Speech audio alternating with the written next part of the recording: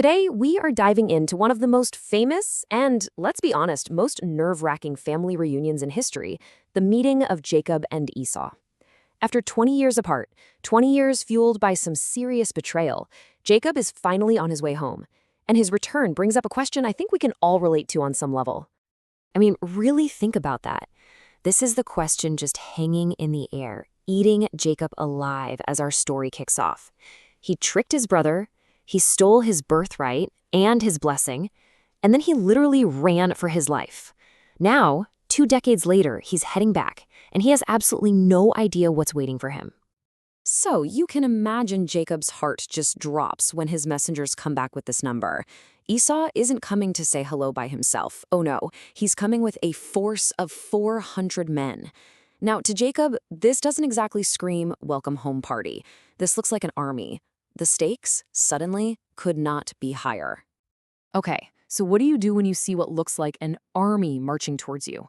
Well, Jacob's strategy isn't to fight back, it's to appease. Every single thing he does from this moment forward is a calculated move, and it's all driven by this deep, paralyzing fear of what his brother might do.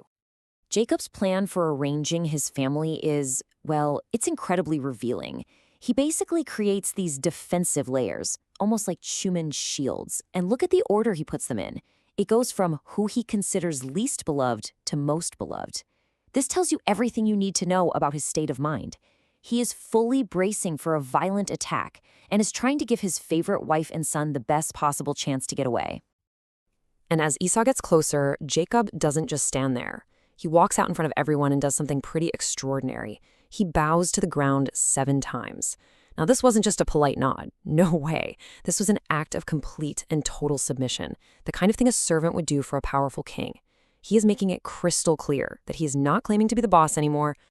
So, picture this scene. Jacob is terrified. His family is lined up like they're ready for an attack, and he's performing this intense display of submission. The tension is just, you could cut it with a knife. But what happens next is something that Jacob, with all of his careful planning, just did not see coming. After all this strategic gifts, the panicked preparations, the human shields, what actually happens when the deceiver finally comes face to face with the man he so deeply wronged? And there it is, a complete 180-degree reversal of everything Jacob expected. Instead of a sword, Esau brings an embrace. Instead of rage, there's forgiveness. That army of 400 men, they just stand there and watch as their leader breaks down. And 20 years of anger and fear just dissolve into tears. Okay, so after that incredibly raw, emotional moment, the scene shifts a bit. Things get more formal. Esau looks around and asks, "Who are all these people with you?" And in this really carefully choreographed show of respect, Jacob has each part of his family come forward and bow, just like he did. He's really doubling down on that act of submission. So the immediate threat of violence is gone. Phew! But now they have to deal with the other elephant in the room, or I guess the hundreds of goats, camels, and cattle that Jacob sent on ahead as this massive peace offering. And what happens next is this really fascinating back and forth. Esau, being super generous in his forgiveness, at first says, "No, really, I don't need it. I've got plenty." But Jacob absolutely insists. You see, for Jacob, Esau accepting this gift is the final physical proof that he's truly been forgiven. And this right here, this is the crucial line that Jacob says. He's not just flattering his brother, not at all. He's saying that being accepted by the person he wronged so badly feels like getting a blessing directly from God. It's an unbelievably powerful statement that raises Esau's act of forgiveness to a whole other level. So Jacob doesn't let it go. He keeps urging him, reframing the gift not as some kind of payment, but as a blessing he needs to give. And finally, Esau sees how much this means to his brother, and he accepts it. And with that, the reconciliation is sealed. So, they've made up, the gift has been accepted. Now comes the practical stuff. What's next? Do they ride off into the sunset together and become neighbors?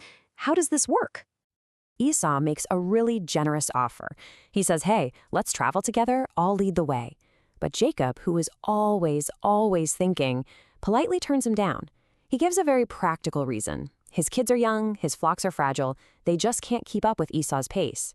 He promises he'll catch up later, which is a very diplomatic way of creating some distance. Then Esau tries again. He offers to leave some of his own men behind as an escort.